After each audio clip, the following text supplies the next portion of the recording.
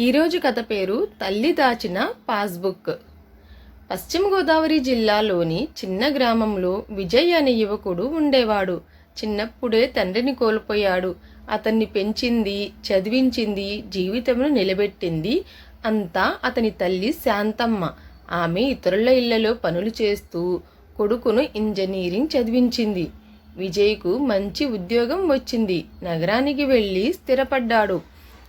తల్లిని కూడా తనతో తీసుకెళ్లాలని చాలాసార్లు అడిగాడు. కానీ శాంతమ్మ మాత్రము, నేను ఈ ఊరిని వదిలి ఎక్కడికి వెళ్ళను బాబు, నువ్వు సంతోషంగా ఉంటే చాలు అనేది. విజయ్ ప్రతి నెల డబ్బు పంపేవాడు. కానీ శాంతమ్మ ఆ డబ్బును తన కోసం ఖర్చు చేయలేదు. పాత చీరలే వేసుకునేది. చిన్న ఇంట్లోనే ఉండేది. గ్రామంలో వాళ్ళు, నీ కొడుకు అంత పెద్ద ఉద్యోగం చేస్తున్నాడు, అయినా నువ్వు ఇంత కష్టంగా ఎందుకు ఉంటున్నావు అని అడిగితే, నాకు కావలసింది అంతే అని నవ్వేసేది. ఒకరోజు శాంతమ్మ అనారోగ్యంతో ఆసుపత్రిలో చేరింది. విజయ్ వెంటనే గ్రామానికి వచ్చాడు.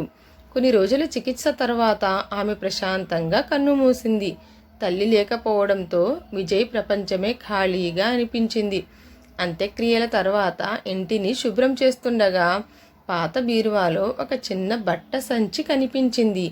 అందులో ఒక బ్యాంక్ పాస్బుక్, కొన్ని రసీదులు, ఒక లేఖ ఉన్నాయి. పాస్బుక్ తెరిచి చూసిన విజయ్ ఆశ్చర్యపోయాడు. అందులో 20 లక్షల రూపాయలు ఉన్నాయి. అమ్మ దగ్గర ఇంత డబ్బు ఎక్కడి నుంచి వచ్చింది అని ఆశ్చర్యపోయాడు. పక్కనే ఉన్న లేఖను తెరిచాడు. బాబు విజయ్, నువ్వు పంపిన ప్రతి రూపాయి నేను ఖర్చు చేయలేదు. నీకు ఎప్పుడైనా కష్టం వస్తే ఉపయోగపడాలని దాచుకున్నాను. నాకు పెద్ద కోరికలు లేవు. కానీ నీ జీవితంలో ఒకరోజు ఇబ్బంది వచ్చినప్పుడు నా అమ్మ నా కోసం ఏమీ చేయలేదు అనిపించకూడదని ఈ డబ్బు దాచాను. లేఖ చదువుతుండగానే విజయ్ కళ్ళల్లో కన్నీళ్లు ఉబికాయి. కింద మరో వాక్యం ఉంది. ఈ డబ్బు నీకు అవసరం లేకపోతే చదువుకోవాలని కలలు కనే పేద పిల్లల కోసం ఖర్చు చేయి అని. అదే నాకు నిజమైన శ్రద్ధాంజలి అని రాసి ఉంది. ఆ మాటలు విజయ్ గుండెను కదిలించాయి. కొన్ని నెలల తర్వాత అతను ఆ 20 లక్షలతో శాంతమ్మ విద్యానిధి అనే ట్రస్ట్ ప్రారంభించాడు. ప్రతి సంవత్సరము పేద విద్యార్థులకు స్కాలర్షిప్లు ఇవ్వడం మొదలుపెట్టాడు.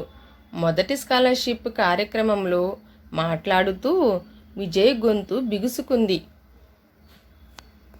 నా అమ్మ నాకు డబ్బు కాదు, జీవితాంతము పంచాల్సిన ప్రేమను దాచిపెట్టింది. ఆ రోజు అక్కడ ఉన్న ప్రతి ఒక్కరూ నిలబడి చప్పట్లు కొట్టారు. ట్రస్ట్ భవనం ముందు ఒక చిన్న పలక పెట్టారు. తల్లి దాచే సంపద డబ్బు కాదు, పిల్లల భవిష్యత్తు అని. ఈ కథ యొక్క నీతి ఏమిటంటే, తల్లిదండ్రులు మన కోసం చేసే పొదుపు డబ్బు రూపంలో ఉండొచ్చు, కానీ దాని వెనుక దాగి ఉండేది అపారమైన ప్రేమ. Thanks for watching.